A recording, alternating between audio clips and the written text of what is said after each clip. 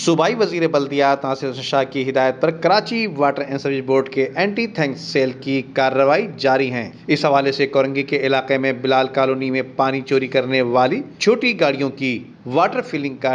एक डिपो पकड़ा गया, जबकि तर्जुमान के मुताबिक वाटर सप्लाई लाइन से मस्जिद के नाम पर पानी चोरी किया जा रहा था। वाज़ेह रहे कि वाटर बोर्ड की लाइन से रखे हुए टैंक भर लिए जाते थे, जबकि टैंक से पानी सुजुकियों या छोटी गाड़ियों के तवस्सुत से महंगे दामों में अवामुन्नास को फरोख्त किया जा रहा है। वाटर माफिया ने टैंक की फिलिंग वाटर टैंकर से करने का ढोंग रचाया रखा था। दर हकीकत यह है कि दीनी खिदमत की आड़ में मरकजी लाइन से 3 इंच का कनेक्शन पकड़ा गया, जिसको फौरी तौर पर मुनक़ता कर दिया गया। इस हवाले से एंटी वाटर थैंक्स सेल के इंचार्ज राशिद सिद्दीकी ने सूबाई वजीर बल्दियात व chairman water board Nasir Hussain Shah की हिदायत पर अपनी निगरानी में कार्रवाई अमल में लाई। जबकि इस हवाले से राशिद सिद्दीकी ने बताया कि कोरंगी बिलाल कॉलोनी में 2 कनेक्शन मुनक़ते कर दिए गए हैं और गैर कानूनी बनाया जाने वाला मोटर रूम भी मिसमार कर दिया गया, जबकि पानी चोरी करने वालों में नूरा, सोहेल और सियासी कारकुन